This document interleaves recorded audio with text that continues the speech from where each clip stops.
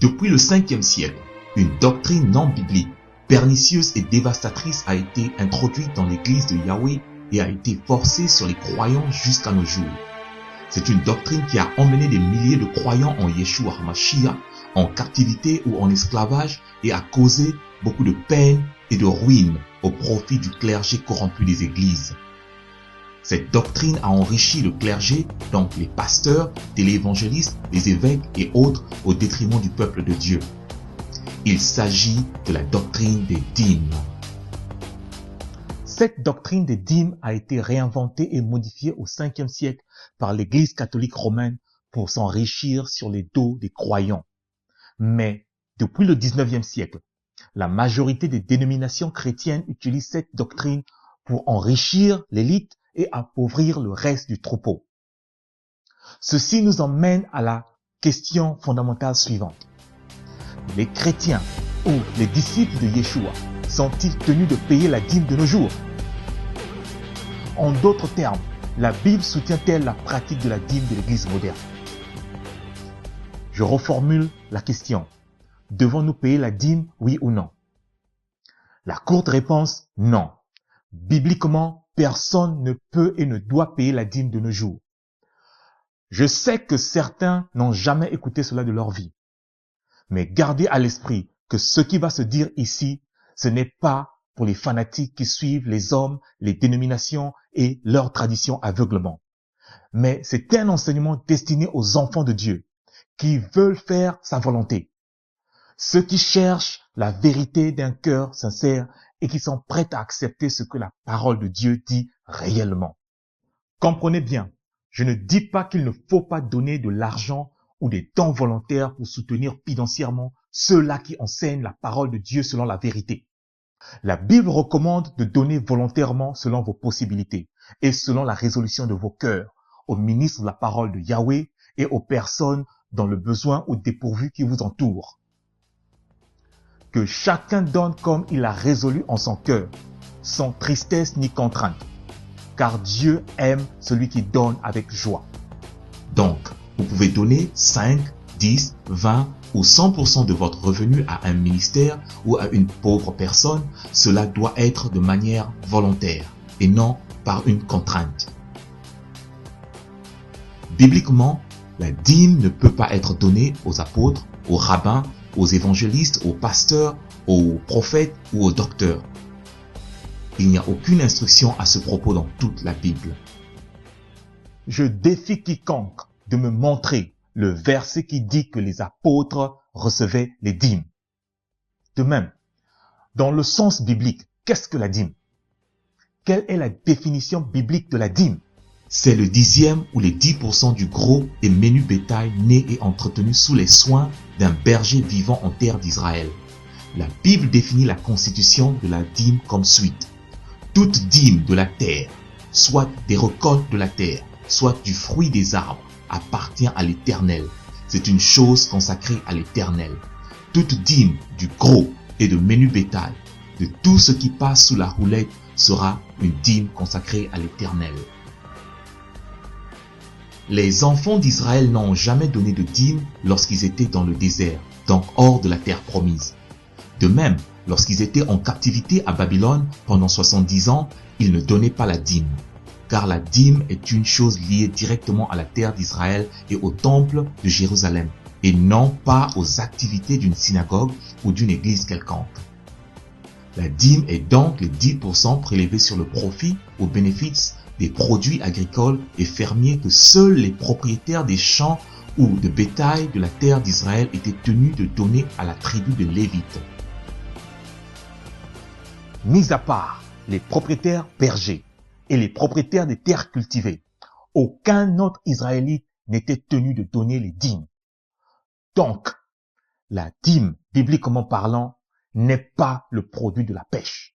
L'apôtre Pierre ne donnait pas la dîme de ses poissons. Paul ne payait pas la dîme du revenu de ses tentes. La dîme n'est pas le salaire du travail de l'ouvrier. Yeshua, ou Jésus-Christ, notre Seigneur et Sauveur, ne payait pas la dîme de son salaire de charpentier. Ce qui est terrible, c'est que si Yeshua avait payé la dîme aux Lévites, sa prêtrise selon l'ordre du Malek Zadi ou le Melchisedec devait automatiquement devenir inférieur à celui d'Aaron. Mais tout Israélite était tenu de donner des offrandes volontaires au temple, aux Lévites, aux pauvres, aux orphelins, aux veuves et aux étrangers en difficulté. La Torah de Dieu est claire et limpide à ce sujet. Dans Matthieu 23, lorsque Yeshua HaMashiach, notre Seigneur et Sauveur, critique les pharisiens pour avoir laissé de côté ce qui est plus important dans la Torah, à savoir la justice, la miséricorde et la fidélité, Yeshua reconnaît au moins leur mérite de payer la dîme de la menthe, de la nette et du cumin. La menthe, la nette et le cumin ne sont pas des devises étrangères ou une monnaie quelconque. Ce sont des plantes qui se mangent. Ici, Yeshua, dans son enseignement, précise que la dîme est faite des aliments et non de l'argent.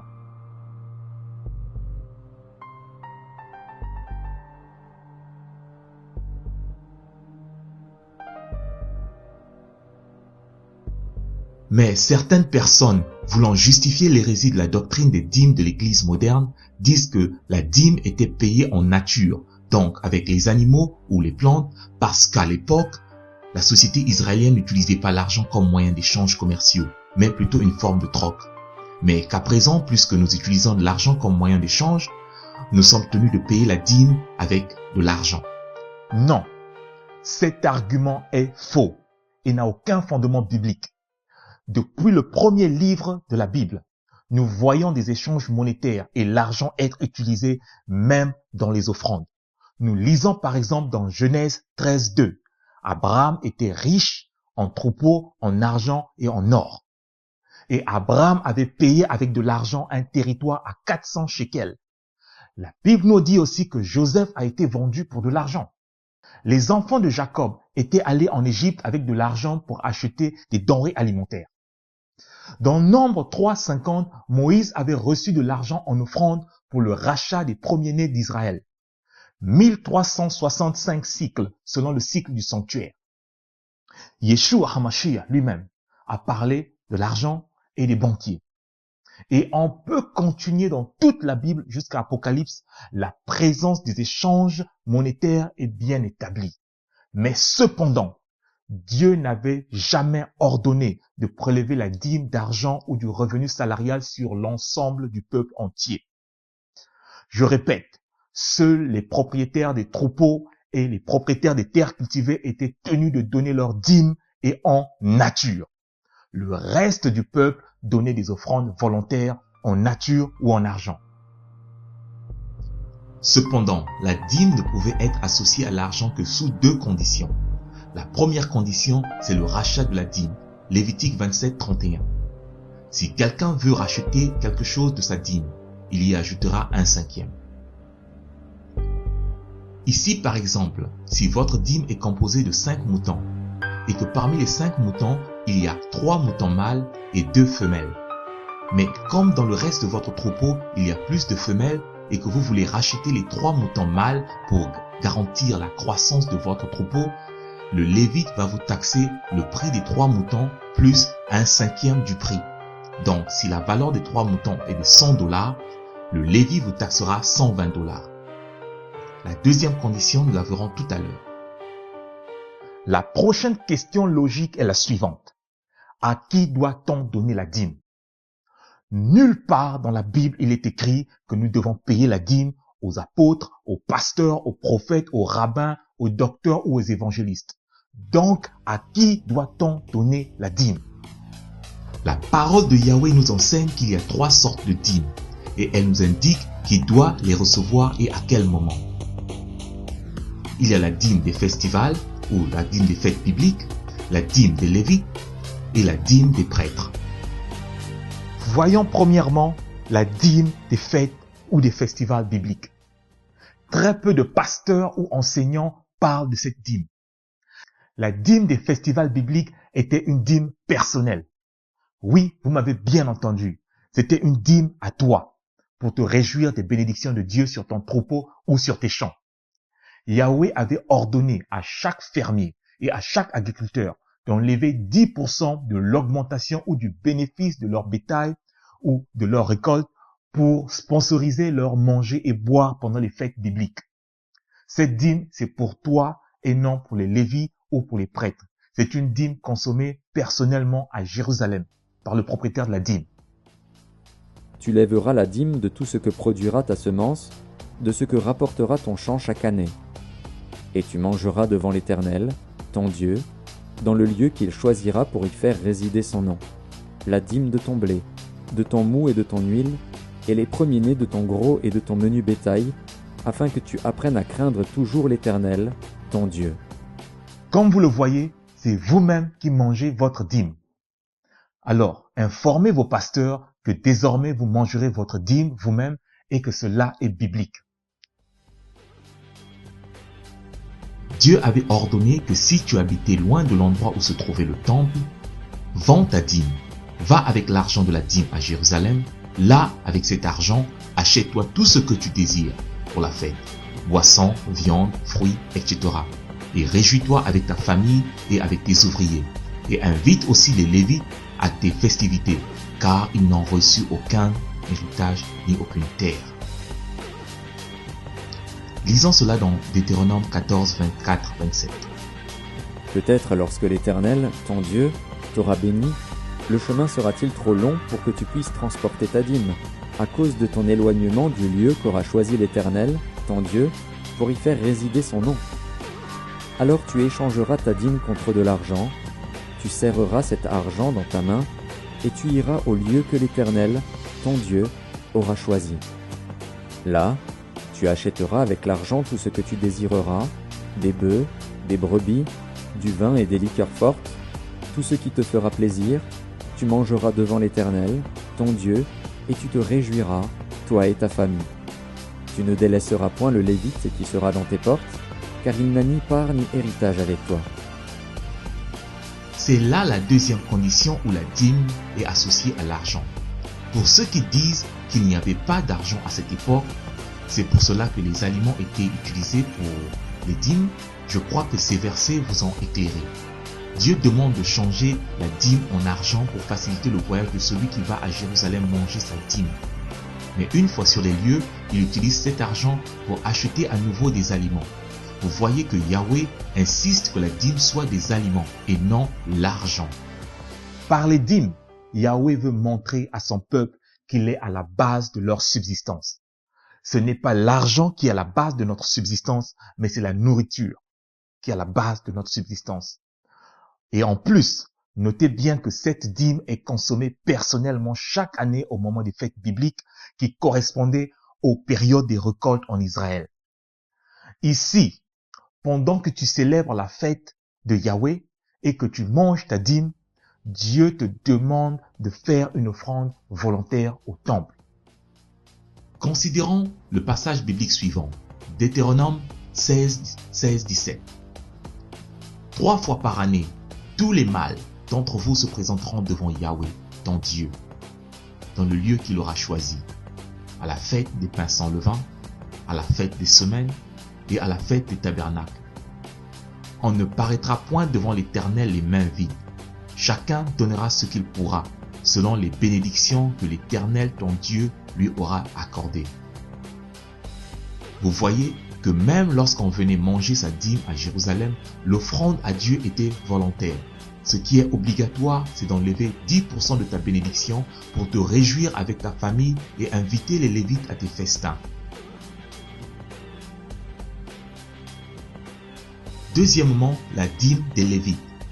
Dans Nombre 18, 24, Dieu dit « Je donne comme possession aux Lévites les dîmes que les enfants d'Israël présenteront à l'Éternel Yahweh par élévation. C'est pourquoi je dis à leur égard, ils n'auront point de possession au milieu des enfants d'Israël. » Les Lévites étaient des serviteurs ou assistants des prêtres. Ils étaient les musiciens du temple. Ils nettoyaient le temple, assuraient la sécurité du temple, ils nettoyaient les vêtements des prêtres et avaient d'autres fonctions similaires.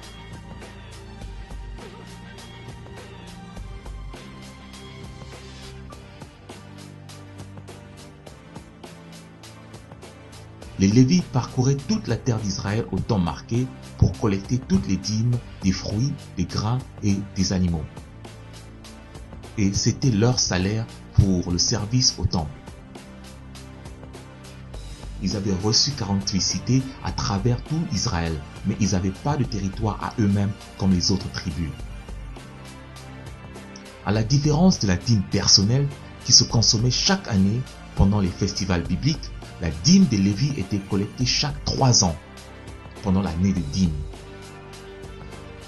Lorsque tu auras achevé de lever toute la dîme de tes produits, la 3e année, l'année de la dîme, tu la donneras aux Lévites, et à l'étranger, à l'orphelin et à la veuve, et ils mangeront et se rassasieront dans tes portes. Vous voyez, à la 3e année, ou chaque 3 ans, c'est l'année des dîmes. On donne sa dîme aux Lévites, à l'étranger, à l'orphelin et à la veuve. Pourtant, le titre de pasteur et de prophète sont dans l'Ancien Testament. Mais nulle part on voit les pasteurs ou les prophètes recevoir des dîmes dans l'Ancien Testament comme dans le Nouveau Testament. Et même dans le Nouveau Testament, le livre d'Hébreux confirme que la dîme appartient aux Lévites. Hébreux 7, 5. Ceux des fils de Lévi qui exercent le sacerdoce ont d'après la loi l'ordre de lever la dîme sur le peuple, c'est-à-dire leurs frères, qui cependant sont issus des reins d'Abraham. Donc, même le Nouveau Testament atteste que c'est Lévi qui reçoit la dîme. La Bible nous dit aussi qu'après avoir donné sa dîme, il y avait une prière qu'il fallait réciter. Tu diras devant l'Éternel ton Dieu, j'ai ôté de ma maison ce qui est consacré, et je l'ai donné aux Lévites, à l'étranger, à l'orphelin et à la veuve, selon tous les ordres que tu m'as prescrits. Je n'ai transgressé ni oublié aucun de tes commandements. Et la prière continue. Vous voyez que même dans la prière que Yahweh avait ordonné de répéter chaque fois que tu donnes ta dîme, contient les titres des personnes qui doivent recevoir la dîme, à savoir le Lévi, la veuve, l'orphelin et l'étranger. Ce que ces 4 personnes ont en commun, c'est qu'ils n'ont pas de possession en terre d'Israël. Ce qui signifie que si un orphelin est adopté, il ne peut plus recevoir la dîme, car il a une famille qui peut pourvoir pour lui. Si la veuve se remarie, elle n'a plus droit à la dîme. Prenons le cas de Ruth et Naomi, 2 veuves. Elles n'ont pas de terre. Ruth est même étrangère en Israël. Ces 2 femmes sont éligibles pour recevoir les dîmes. Mais quand Ruth se marie à Boaz, son droit à la dîme est annulé. De même, quand Ruth et Boaz s'engagent à prendre soin de Naomi, elle aussi perd son droit à la dîme. Les Lévites ne pouvaient pas venir demander à Ruth de donner la dîme de ce qu'elle glanait dans les champs de Boaz. C'est totalement inconcevable lorsqu'on lit sérieusement la Torah. N'est-ce pas là ce que font les pasteurs pharisiens des temps modernes qui dépouillent la veuve, l'orphelin, l'étranger du petit revenu qu'ils ont pour survivre?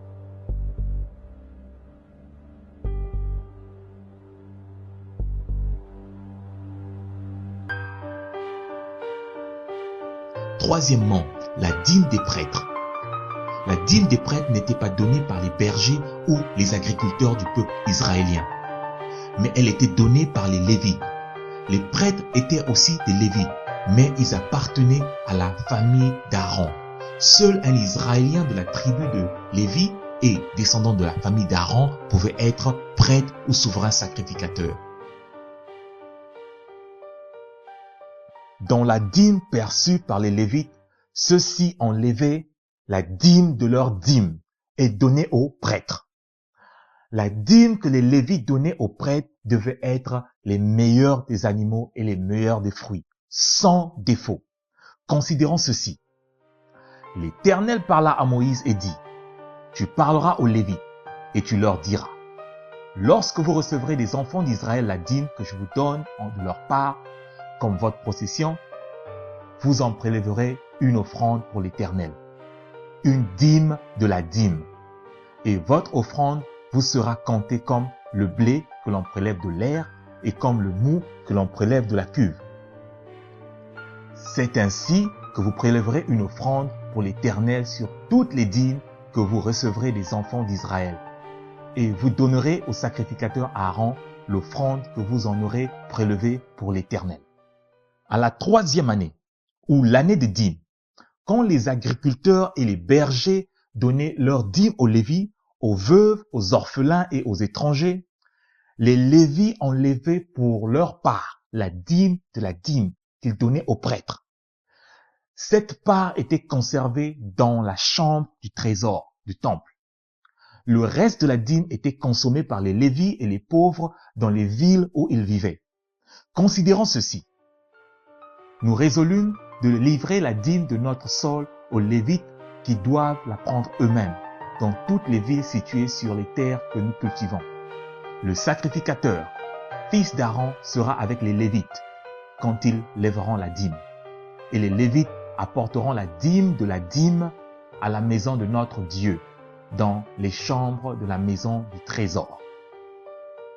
En fait, les prêtres ne recevaient qu'1%, 1% de la totalité de la dîme que le berger ou le fermier avait donné. Dieu avait mis en place dans la Torah plusieurs moyens, y compris celui des dîmes, afin que les pauvres, les veuves et les orphelins ne manquent pas de quoi manger. L'un de ces moyens est le suivant.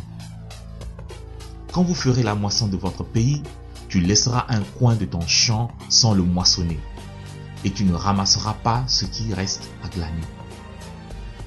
Tu ne recueilleras pas non plus les grappes restées dans la vigne, et tu ne ramasseras pas les grains qui en seront tombés. Tu abandonneras cela aux pauvres et à l'étranger. Je suis l'Éternel, votre Dieu. Aujourd'hui, beaucoup de ces pasteurs sont riches ou tout au moins ont de quoi subvenir à leurs besoins, mais ils n'arrêtent pas d'arnaquer les gens, y compris les veuves et les orphelins, avec les dîmes qui ne sont même pas leurs droits bibliquement. Le Nouveau Testament ne traite même pas de la dîme, mais traite des offrandes volontaires qui n'étaient même pas destinées pour la plupart du temps aux apôtres ou aux leaders, mais étaient destinées aux pauvres, aux orphelins et aux veuves, et à l'ensemble de la communauté des croyants. Mais l'Église moderne fait les choses de manière différente. Voici la recommandation de l'apôtre Jacques, Pierre et les autres anciens à l'apôtre Paul. Ils nous recommandèrent seulement de nous souvenir des pauvres, ce que j'ai eu bien soin de faire. Le système de dîmes avait été établi pour soutenir les pauvres, les veuves, les orphelins et non pour soutenir des pasteurs insatiables qui dépouillent les pauvres, les veuves et vivent dans la luxure de ce monde corrompu. Voici ce que dit l'Éternel Dieu Tout-Puissant à propos de ces pasteurs voraces. Et ce sont des chiens voraces, insatiables. Ce sont des bergers qui ne savent rien comprendre. Tous suivent leur propre voie, chacun selon son intérêt, jusqu'au dernier. Si vous allez sur Internet ou dans la majorité des églises modernes, pour la plupart du temps, on y prêche que l'argent, le succès, les 10 étapes pour s'enrichir, les 5 étapes pour prospérer, les 3 étapes pour attirer la bénédiction et j'en passe. Ceci est fait pour développer dans le cœur des croyants l'envie et la convoitise des choses mondaines. Quand ces pasteurs prédicateurs d'enfer se rendent compte que la convoitise a atteint son apogée dans le cœur des victimes, ils leur demandent de donner toutes sortes d'offrandes et de dîmes comme seul moyen de toucher le cœur de Dieu pour qu'ils assouvissent leur convoitise charnelle des choses du monde. La Bible dit, « N'aimez point le monde, ni les choses qui sont dans le monde. Si quelqu'un aime le monde, l'amour du Père n'est point en lui. Car tout ce qui est dans le monde, la convoitise de la chair, la convoitise des yeux et l'orgueil de la vie ne vient point du Père, mais vient du monde. Et le monde passe et sa convoitise aussi, mais celui qui fait la volonté de Dieu demeure éternellement. » Les sujets chers à Yeshua, ou Jésus-Christ, notre Seigneur et Sauveur, tels que le péché, la repentance, le royaume de Dieu, le salut de l'âme, l'amour véritable, la charité, la joie, la sanctification du corps et de l'esprit, la loi de Dieu, sont négligés. C'est à tel point que les gens se rendent dans les églises en masse espérant être riches et puissants selon les convoitises du monde et non selon le royaume céleste. Voici ce que dit la Bible à ce propos. Il y a eu parmi le peuple de faux prophètes, et il y en aura de même parmi vous de faux docteurs, qui introduiront des sectes pernicieuses, et qui, régnant le maître qui les a rachetés, attireront sur eux une ruine soudaine. Plusieurs les suivront dans leur dissolution, et la voix de la vérité sera calomniée à cause d'eux. Par cupidité, ils trafiqueront de vous au moyen des paroles trompeuses. L'apôtre Pierre avait bien prophétisé que ces faux docteurs, prophètes et pasteurs cupides prendront votre argent par leurs paroles trompeuses. À cause de leurs paroles trompeuses, ces charlatans de l'évangile ont éloigné des hommes de la recherche de la vérité de Dieu. La parole de la vérité n'est plus de grande importance de nos jours. Ce qui fait recette aujourd'hui, ce sont les prédications sur les richesses, la prospérité, le succès, la pensée positive et toutes sortes de choses de ce genre dans ce monde corrompu. C'est pour cela que la Bible dit, car viendra un temps où les hommes ne supporteront plus la sainte doctrine, mais ayant la démangeaison d'entendre les choses agréables, ils se donneront une foule de docteurs selon leurs propres désirs, détourneront l'oreille de la vérité et se tourneront vers des fables. Oui, la doctrine des dîmes, telle pratiquée par l'Église moderne, est l'une de ces fables. Ces charlatans téléévangélistes vous racontent des fables comme quoi vous serez bénis si vous semez votre argent de dîmes dans leurs champs. Si vous ne le faites pas, vous serez maudits. Avez-vous entendu Yeshua HaMashiach ou Peter ou Paul prêcher sur les poursuites des richesses de cette terre? Où dans la Bible est-il écrit que désormais la dîme doit être donnée aux pasteurs et apôtres et prophètes? Avez-vous vu les premiers chrétiens payer la dîme? Cependant, la Bible dit, vous avez été édifiés sur le fondement des apôtres, des prophètes, Yeshua HaMashiach étant lui-même la pierre angulaire. Or, le fondement des anciens prophètes et des apôtres n'enseigne pas un transfert de la dîme ou un changement de la doctrine des dîmes dans la Bible. Alors, d'où vient-il? D'où vient la tradition de payer 10% de son revenu salarial aux pasteurs, apôtres, pharisiens du 21e siècle?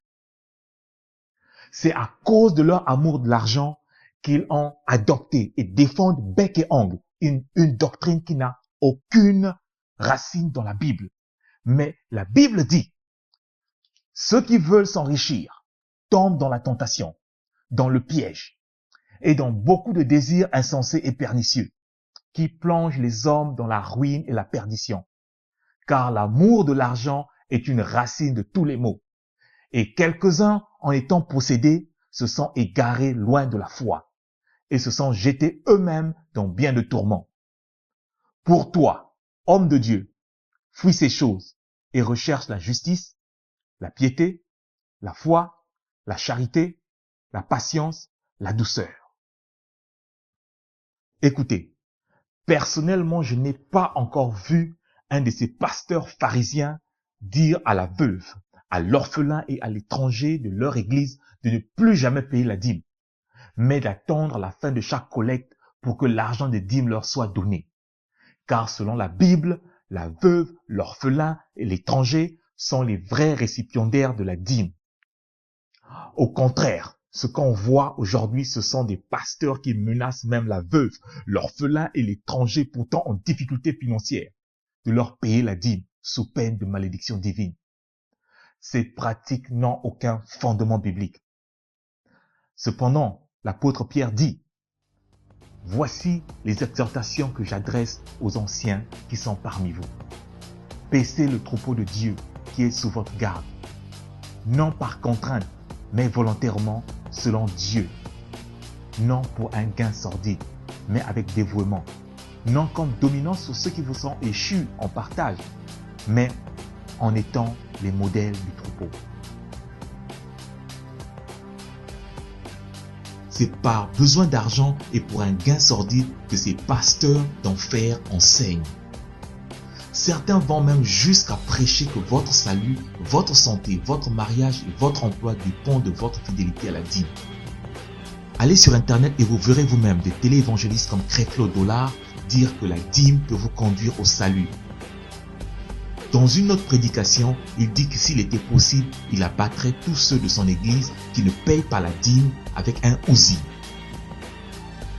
Ed Young, un autre téléévangéliste, avait dit « Si tu ne peux pas payer la dîme, alors ne viens plus à mon église, car tu occupes la place pour rien. » C'est du légalisme, c'est du pharisianisme moderne. Pour cela, Yeshua dit « Mais si ce serviteur dit en lui-même « Mon maître tarde à venir », s'il se met à battre les serviteurs et les servantes, à manger, à boire et à s'enivrer, le maître de ce serviteur viendra le jour où il ne s'attend pas et à l'heure qu'il ne connaît pas. Il le mettra en pièces et lui donnera sa part avec les infidèles. Le problème entre notre Seigneur Yeshua et les pharisiens était le suivant. Les pharisiens prenaient des concepts bibliques tels le Shabbat et ajoutaient leurs propres traditions et commandements et les imposaient au peuple comme étant la volonté de Dieu. C'est ce que Yeshua appelle mettre le lourd fardeau sur le cou des disciples lorsqu'il dit des pharisiens. Ils lient des fardeaux pesants et les mettent sur des épaules des hommes, mais ils ne veulent pas les remuer du doigt. Comparé avec les pasteurs pharisiens d'aujourd'hui qui enseignent que la loi ou la Torah a été abolie, mais lorsqu'il s'agit de la dîme, la loi revient en vigueur. Sans aucune référence biblique, ces pasteurs pharisiens et leurs amis papes et évêques catholiques ont pris le concept de la dîme et l'ont changé à leur convenance. Ils sont pasteurs mais avec des pouvoirs de souverain sacrificateur et de lévite. Sans aucune référence biblique, ils ont décidé que la dîme n'était plus des aliments mais désormais de l'argent comptant. Ils ont décidé que la dîme n'était plus le 10e de ton bénéfice mais le 10e de tout ton revenu brut. Ils ont décidé contre la loi de Dieu que la veuve, l'orphelin et l'étranger n'avaient plus de droit à la dîme, mais que c'était un droit exclusif aux pasteurs et aux clergés modernes. L'un des péchés qui a fait déborder la coupe de la colère de Dieu pour Sodome, c'est le fait d'avoir abandonné les pauvres. Nous sommes réellement à la fin des temps. Le jugement sera terrible pour ceux-là qui tordent les sens de la parole de Dieu pour satisfaire leurs désirs charnels. Au travers des siècles, plusieurs fausses doctrines ont été injectées dans l'Église. L'Église catholique romaine reconnaît avoir été à l'origine de la plupart de ces changements. Elle les a documentées, elle s'en vante et les publie à tous ceux qui veulent l'entendre. Les documents des catholiques sont corroborés par des historiens des époques où ont eu lieu ces changements doctrinaux. Les catholiques croient avoir reçu de Dieu le pouvoir de modifier les doctrines bibliques comme bon leur semble. C'est pour cette raison que l'Église catholique dit que toutes les églises protestantes portent la marque de leur autorité, car elles suivent plusieurs doctrines non bibliques instituées par les papes et évêques des siècles passés. Les catholiques reconnaissent parmi tant d'autres avoir changé le jour du Shabbat, du samedi au dimanche, d'avoir remplacé les fêtes de Dieu par des fêtes païennes maquillées de concepts bibliques et aussi d'avoir modifié la doctrine des dîmes. Parlons des dîmes, jusqu'au 5e siècle après Yeshua HaMashiach ou Jésus-Christ, les disciples de Yeshua n'avaient jamais pratiqué la dîme, car les conditions pour celle-ci n'étaient pas réunies. Il n'y avait plus de temple à Jérusalem, les Lévites et les Juifs avaient été dispersés dans toute la région et avaient interdiction de retourner à Jérusalem. Les croyants en Yeshua pratiquaient l'offrande volontaire comme recommandé par la Torah et enseigné par les apôtres. Et ces offrandes n'étaient pas l'exclusivité des apôtres, des docteurs, des pasteurs de l'Église, mais elles étaient destinées tout d'abord, comme vous l'avez deviné, aux croyants veuves, orphelins et aux pauvres, puis aux membres de la communauté selon les besoins de tout un chacun. Car il n'y avait parmi eux aucun indigent. Tous ceux qui possédaient des champs ou des maisons les vendaient, apportaient le prix de ce qu'ils avaient vendu et les déposait aux pieds des apôtres. Et l'on faisait des distributions à chacun selon qu'ils en avaient besoin. En 582, au concile de Macon, l'Église catholique romaine avait décidé d'adopter la doctrine des dîmes, de la Torah, avec un petit changement. La dîme devait désormais être donnée au clergé de l'Église catholique romaine et non aux lévites, aux veuves, aux orphelins et à l'étranger. Mais jusque-là, la dîme était toujours le 10e des produits agricoles et fermiers. En 777, sous le règne de Charlemagne, l'Église catholique romaine encore décide de changer la doctrine des dîmes. La dîme est désormais de l'argent, 10% du revenu brut de chaque personne vivant en terre catholique.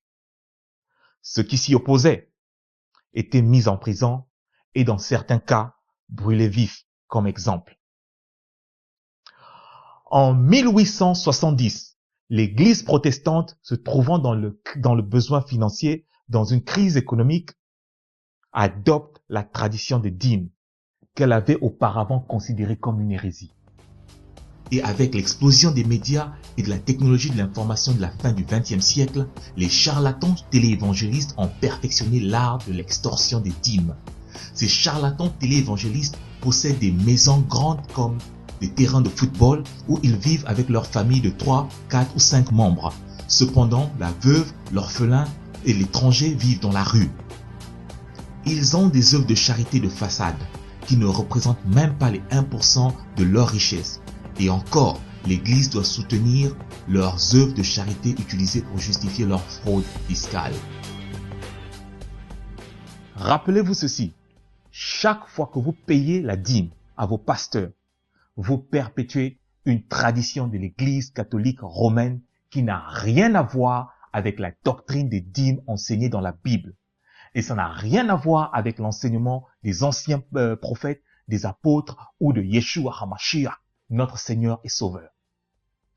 Ceux qui payent la dîme et ceux qui reçoivent cette dîme, non selon les instructions catégoriques de notre Dieu, mais selon la doctrine et les traditions des hommes, sont coupables d'une double rébellion envers la Torah de Dieu et envers Dieu.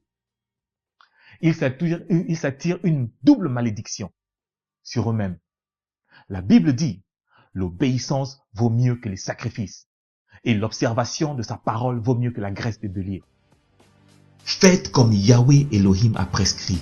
Il dit dans la Torah, n'enlevez rien et n'ajoutez rien à ses instructions. La plupart des personnes qui payent la dîme au pasteur le font avec un cœur sincère, avec l'intention de servir Dieu. Mais souvenez-vous, le roi Saül avait perdu son royaume et même sa vie car il voulait sacrifier à Dieu selon son intention d'homme et non selon l'obéissance des instructions catégoriques de Dieu. Certaines personnes vont se poser la question suivante. Sans la dîme, comment payer les factures du ministère? Le loyer, l'eau, le courant, etc. Bibliquement parlant, la dîme n'a jamais été utilisée pour la construction ou la maintenance du tabernacle, du temple ou d'une synagogue ou d'une église primitive. La Bible nous dit que la dîme était destinée spécialement pour aider les pauvres, les veuves, les orphelins et pour soutenir les lévites. Les synagogues ne collectaient pas et ne collectent pas à ce jour de dîme pour leur fonctionnement. Un rabbin de la tribu de Juda ne pouvait jamais et ne peut jamais recevoir de dîme, même s'il est responsable de 20 synagogues, simplement parce qu'il est juif. Il n'est pas lévi. Seuls les lévis, ceux qui ont le sang lévi, pouvaient recevoir la dîme. Un juif qui est de Juda ne peut pas recevoir de dîme. En plus, il n'y a plus de temple à Jérusalem. Si même aujourd'hui, le rabbin juif karaïte, qui base son enseignement uniquement sur la Torah et le Tanakh, donc l'Ancien Testament, ne collecte pas de dîme, pourquoi les pasteurs américains, asiatiques, africains, européens collectent-ils les dîmes alors qu'ils n'ont rien à voir avec Lévi. Moïse demanda au peuple une offrande volontaire pour la construction du tabernacle. David avait donné des dons volontaires pour la construction du temple et avait demandé aux autres leaders de donner selon leurs possibilités. Néhémie fit autant pour la construction du second temple. Le temple, tout comme les synagogues, fonctionnait avec des offrandes volontaires et non les dîmes. Voici, l'obéissance vaut mieux que les sacrifices et l'observation de sa parole vaut mieux que les graisses de bélier. Que ce livre de la loi ne s'éloigne point de ta bouche. Médite-le jour et nuit pour agir fidèlement selon tout ce qui y est écrit. Car c'est alors que tu auras du succès dans toutes tes entreprises, c'est alors que tu réussiras. Si tu obéis à la voix de l'Éternel, ton Dieu, en observant et en mettant en pratique tous ces commandements que je te prescris aujourd'hui, l'Éternel, ton Dieu, te donnera la supériorité sur toutes les nations de terre. Yeshua a dit, heureux plutôt ceux qui écoutent la parole de Dieu et qui la gardent. Comme vous le voyez, la bénédiction est conditionnée par l'obéissance à la Torah et non par les sacrifices. Maintenant, étudions brièvement quelques passages du livre de Malachie, car c'est un livre très utilisé par beaucoup de pasteurs pour terroriser les membres de leur église afin d'extorquer le peu d'argent qu'ils ont pour survivre. Plusieurs pasteurs pharisiens légalistes utilisent des versets comme Malachie 3, 8 à 10 pour terroriser les croyants et créer en eux un sentiment de culpabilité. Ces mercenaires de l'évangile enseignent pour de l'argent et font croire à leurs troupeaux que la bénédiction dépend de la fidélité aux dîmes qui leur sont données. La Bible dit que la bénédiction vient de l'obéissance à la parole de Yahweh, donc de la Torah, et non des sacrifices. Dans Malachie, Dieu s'adresse au peuple d'Israël que de manière indirecte, mais il s'adresse particulièrement et spécialement aux prêtres sacrificateurs. C'est ce que ton pasteur ne te dit jamais lorsqu'il te demande la dîme. Pour commencer, lisons Malachie 1, 6 à 8. Un fils honore son père et un serviteur son maître. Si je suis père, où est l'honneur qui m'est dû? Si je suis maître, où est la crainte qu'on a de moi? Dit l'Éternel des armées, à vous, sacrificateurs, qui méprisez mon nom et qui dites, en quoi avons-nous méprisé ton nom? Vous offrez sur mon autel des aliments impurs, et vous dites, en quoi t'avons-nous profané? C'est en disant, la table de l'Éternel est méprisable. Quand vous offrez en sacrifice une bête aveugle, n'est-ce pas mal? Quand vous en offrez une boiteuse ou infirme, n'est-ce pas mal? Vous voyez bien qu'il s'agit des sacrificateurs. Ces sacrificateurs gardaient le bon bétail pour eux-mêmes, soit pour manger en privé avec leur famille, soit pour vendre au marché pour se faire de l'argent. Les sacrificateurs ne pouvaient jamais accepter une bête avec défaut, spécialement provenant de la dîme.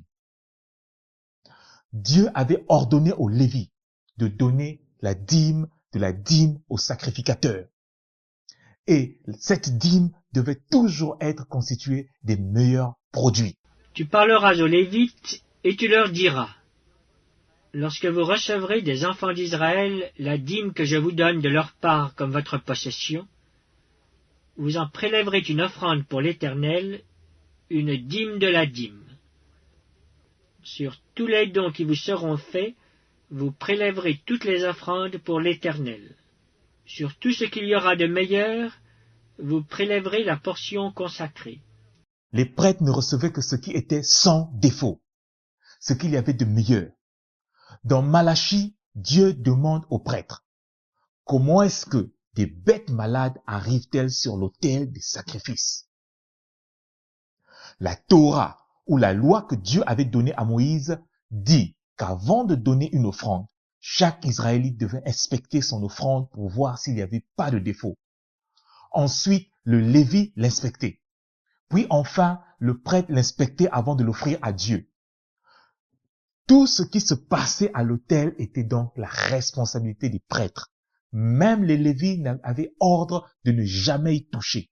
Ils avaient reçu ordre de ne jamais toucher à l'autel, sous peine de mort. L'Éternel dit à Aaron, toi et tes fils, et la maison de ton père avec toi, vous porterez la peine des iniquités commises dans le sanctuaire. Toi et tes fils avec toi, vous porterez la peine des iniquités commises dans l'exercice de votre sacerdoce. Vous voyez que ce sont les prêtres, sacrificateurs, qui avaient détourné les dîmes et offrandes pour leurs propres besoins. Ils amenaient des dîmes et offrandes destinées au temple dans leur maison. C'est pour cela que Dieu menace ces sacrificateurs de malédiction dans Malachie 2, 1 à 4. Maintenant, à vous cet ordre, sacrificateurs. Si vous n'écoutez pas, si vous ne prenez pas à cœur de donner gloire à mon nom, dit l'Éternel des armées, j'enverrai parmi vous la malédiction, et je maudirai vos bénédictions. Oui, je les maudirai, parce que vous ne l'avez pas à cœur. Voici, je détruirai vos semences, et je vous jetterai des excréments au visage, les excréments des victimes que vous sacrifiez, et on vous emportera avec eux. La menace de malédiction est sur les prêtres qui sont hors de la parole de Dieu. C'est exactement la même chose avec les enseignants et pasteurs d'aujourd'hui qui vont hors de la parole de Dieu ou tordent le sens des versets bibliques pour pousser les gens à leur donner de l'argent, mais ne se soucient guère de la doctrine pure de la parole de Dieu dont ils font en torse. Dieu dit qu'il va jeter des excréments sur les visages des faux prédicateurs, des faux pasteurs et de ces sacrificateurs. Comme vous le voyez, jusqu'à présent, il s'agit des sacrificateurs et non du peuple. Continuons à lire le livre de Malachie et à identifier qui provoque la malédiction sur le peuple de Dieu. Lisons Malachie 2, 7 à 9. Car les lèvres du sacrificateur doivent garder la science, et c'est à sa bouche qu'on demande la loi, parce qu'il est un envoyé de l'Éternel des armées.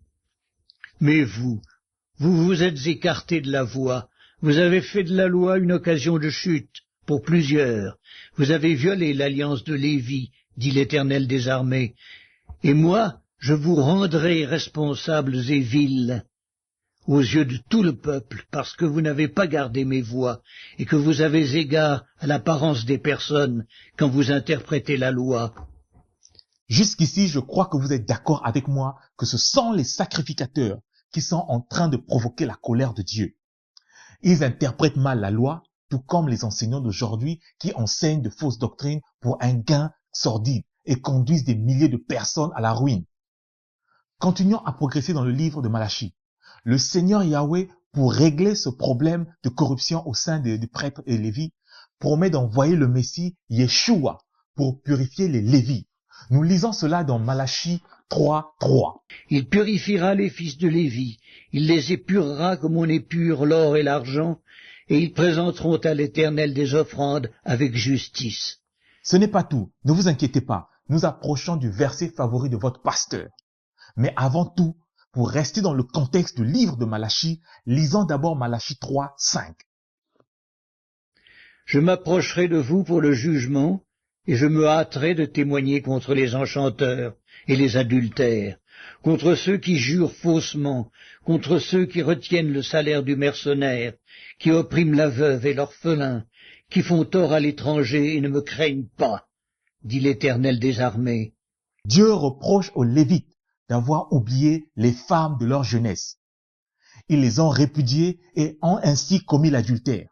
De plus, ils ne payaient pas bien les bergers qui veillaient sur leurs troupeaux.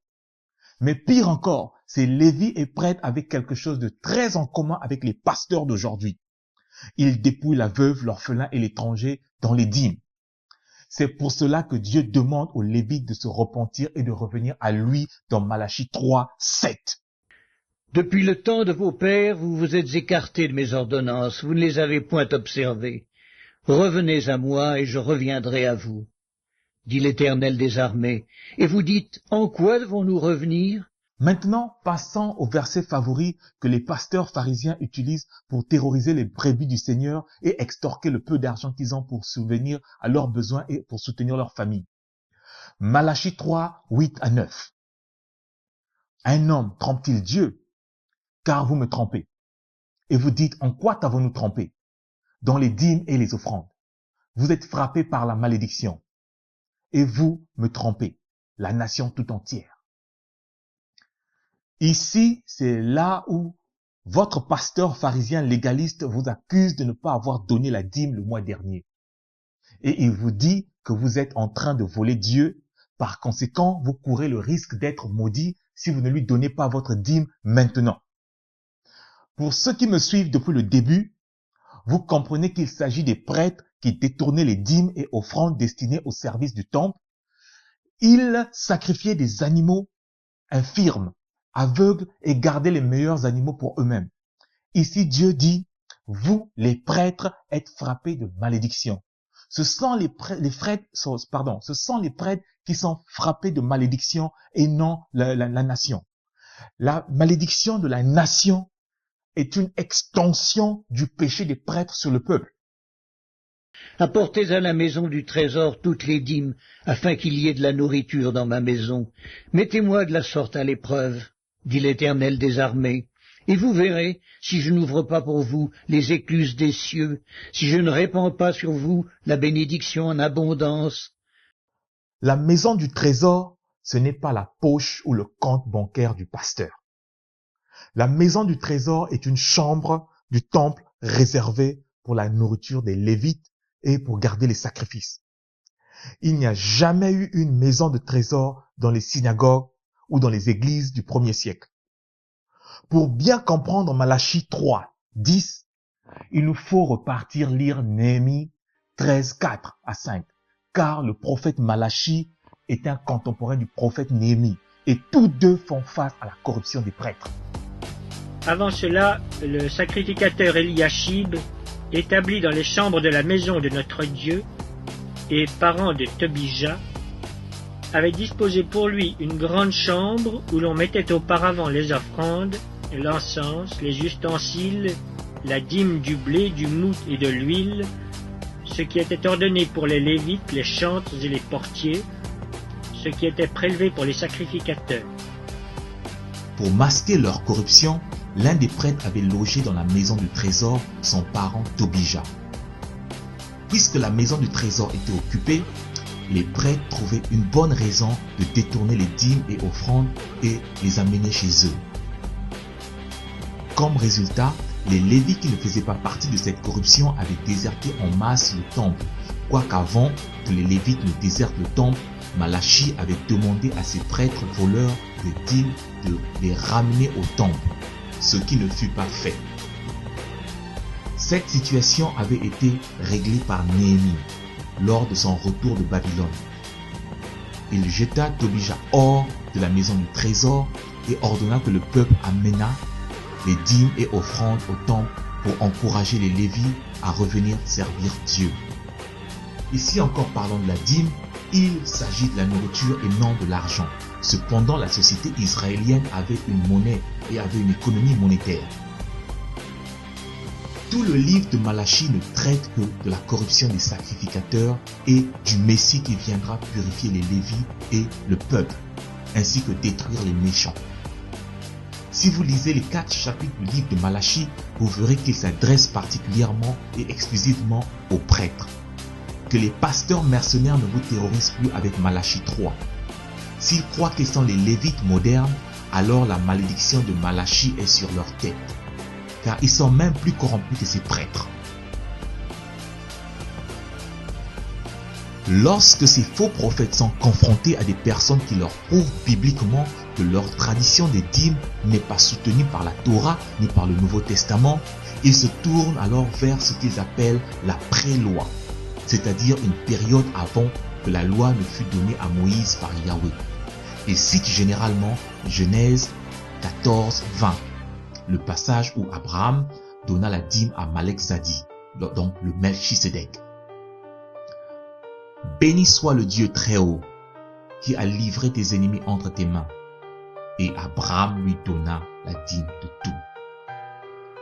S'il faut pratiquer la dîme d'Abraham, il nous faut donc tuer et piller les païens qui nous font tort, ensuite donner les 10% à Malek Zadi et les 90% au monde. Le problème ici, c'est qu'il nous faut trouver Malek Zadi ou le Melchisedec. Il nous faut trouver un souverain sacrificateur selon l'ordre de Melchisedec pour lui donner nos dîmes. C'est ici que ces pasteurs charlatans vont faire croire à leur audience que ce sont eux qui ont été choisis comme sacrificateurs par Yeshua, notre souverain sacrificateur selon l'ordre de Melchisedec, pour recevoir vos dîmes. J'ai une nouvelle pour ces pasteurs. La Bible dit que tous ceux qui sont réellement en Yeshua HaMashiach ou Jésus-Christ, il a fait d'eux un royaume de sacrificateurs. Mais nulle part, Yeshua a ordonné à certains sacrificateurs de payer la dîme à d'autres sacrificateurs. La dîme de Malek Zadi ou du Melchisédek ne peut être utilisée comme modèle car la dîme que Abraham avait donnée à Melchisédek ne provenait pas de ses richesses personnelles, mais provenait du butin du pillage après qu'il ait tué une multitude de personnes. C'est comme si on allait tuer puis piller un ennemi et donner le butin à un ministère de la parole de Dieu. Notez aussi que c'est la seule fois qu'Abraham donne la dîme d'après la Bible. Le reste, c'est-à-dire les 90% du butin est donné à Sodome et Gomorrhe. Donc, s'il nous faut pratiquer cette dîme, ça va être un peu compliqué. En plus, ce que ces pasteurs promoteurs de la pré-loi ne vous disent pas, c'est qu'Abraham avait aussi reçu la circoncision avant la loi de Moïse. Et de même, l'apôtre Paul dans le Nouveau Testament avait circoncis Timothée. On n'entend jamais ces pasteurs mercenaires crier à gorge déployée « Venez vous faire circoncire pour éviter la colère de Dieu ». Caïn et Abel avaient sacrifié les prémices de leurs champs et troupeaux. Pourquoi ces pasteurs ne pratiquent-ils pas la doctrine des prémices de la pré-loi? Mieux encore, le Shabbat a été établi depuis le commencement du monde. Yeshua et ses apôtres ont observé le Shabbat. Même l'apôtre Paul enseigne l'observation du Shabbat. Allez voir notre vidéo sur Paul et la loi, Colossiens 2, 16, 17, et vous aurez de plus amples informations. Ces prédicateurs ne vous disent pas d'observer le Shabbat, qui pourtant existe dans la pré-loi. Cependant, ils insistent sur la dîme de la pré-loi. Mais Jacob aussi, avant la loi, avait fait un vœu de donner sa dîme. Mais sa dîme à lui était conditionnée. Il ne payera sa dîme que s'il est béni, protégé, nourri, habillé et s'il retourne en sécurité à la maison de son père. Ces pasteurs évitent souvent de parler de la dîme de Jacob car celle-ci suppose que la personne qui donne la dîme est tout d'abord bénie abondamment. La dîme d'Abraham et de Jacob sont des dîmes spontanées et descriptives. Elles ne sont pas prescriptives. Les dîmes prescriptives sont celles de la loi, où Dieu a donné tous les détails nécessaires afin qu'elles soient observées. Quand ils ne peuvent plus légitimer leur escroquerie dans ce qu'ils appellent la pré-loi, ils se glissent comme des petits serpents dans le jardin d'Éden et s'attraquent à l'arbre de la connaissance du bien et du mal. Ils enseignent que l'arbre de la connaissance du bien et du mal était le principe de la dîme et que Adam avait volé Dieu ou avait mangé la dîme de Dieu. Rien ne les arrête quand il s'agit d'estorquer les pauvres de leurs revenus. Ils blasphèment le nom de Dieu pour quelques billets, pour quelques dollars. L'arbre de la connaissance du bien et du mal avait été mis dans le jardin d'Éden afin que l'homme puisse exercer son libre arbitre, celui d'obéir toute la parole de Dieu ou non. Si l'arbre de la connaissance du bien et du mal représentait la dîme, alors, mis à part l'arbre de la connaissance du bien et du mal et l'arbre de la vie, il y avait donc 8 autres arbres dans le jardin d'Éden. Lesquels? De plus, ça n'a jamais été un péché de prélever quelque chose à manger dans la dîme, puisque la loi nous dit que tu peux manger une partie de ta dîme.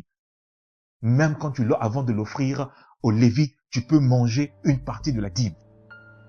Rappelez-vous, ce message n'est pas pour les fanatiques qui suivent les hommes, les dénominations ou les traditions aveuglement. Mais c'est un message destiné aux enfants de Dieu qui veulent faire sa volonté, qui veulent connaître la vérité. Ceux qui cherchent la vérité d'un cœur sincère trouveront la liberté.